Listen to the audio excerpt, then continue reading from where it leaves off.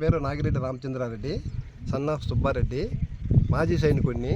నాకు 1994లో survey number 42-1 ఖాతా number 35 లచ్చంపల్లి గ్రామంలో 3 ఎకరాల 62 సెంట్లు ఎక్స్టెన్షన్గా నాకు కేటాయించడం జరిగింది. కేటాయించిన భూమి పక్కలోనే మా అన్న భూమి కూడా ఉంది, ఆయనకు కూడా అదే ఇచ్చారు. ఇచ్చిన తర్వాత నేను ఉద్యోగరీత్యా హైదరాబాద్లో ఉద్యోగం చేస్తుంటే మా అన్న తమ్ముడు నీ పొలాన్ని నేను చేసుకుంటాను, నీకు ఏ రోజు కాబట్టి ఆ రోజు నీకు హ్యాండ్ ఓవర్ చేస్తానని చెప్తే ఆయన కంచె రక్షణగా ఉంటుందని ఆయనకి ఇస్తే ఆయన కంచె ఫెన్సింగ్ ఇట్స్ ఓన్ క్రాఫ్ట్స్ అన్నట్టు నా భూమిని తనే మింగేశాడు. ఏ విధంగా అంటే అవతల ఒక వ్యక్తి పోరంపాకులో ఒక 20 రూములు కట్టుకొని ఆ తర్వాత నా భూమిని కబ్జా చేయాలని మా అన్న అతను కబ్జాదారు ఎన్క్రోచర్ ఇద్దరు కలిసి కుమ్మక్కయ్యి నా భూమిని ఎన్క్రోచ్ చేశారు. ఎన్క్రోచ్ చేసి తెలిసిన తర్వాత నేను కంచె వేసుకోవడానికి నేను నా కూలి మనుషులతో 12/9/2025లో వస్తే లోపలికి రానికుండా అడ్డుకున్నారు.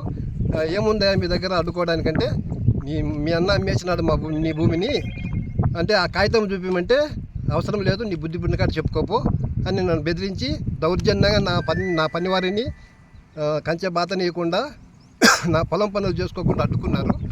ఇది సార్ మొత్తం ఓవరాల్గా జరిగిన వ్యవహారము. ఇంకేదైనా ఉంటే చెప్పండి sir.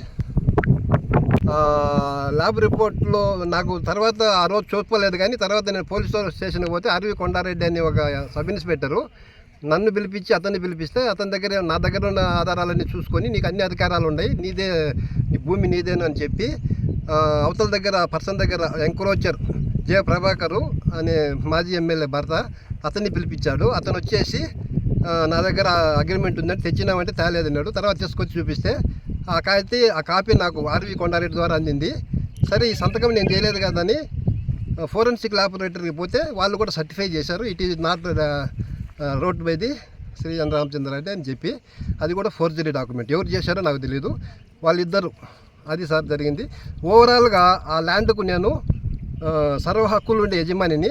Legal and lawful documents అన్నీ కూడా నాకు ఫేవర్గా ఉన్నాయి.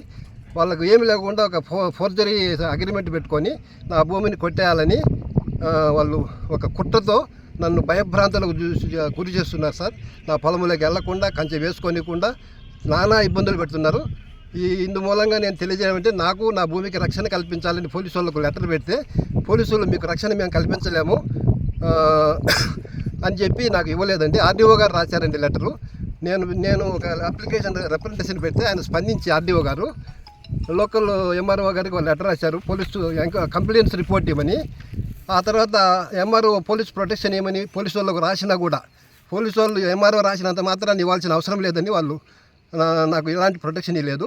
గత్యంతరం లేని పరిస్థితుల్లో మీడియా ముందు నేను ఈ విధంగా వినమ్రంగా నాకు మనసా వాచ కర్మన నేను బాధ తత్పరత హృదయంతో తెలియజేసుకుంటున్నాను సార్.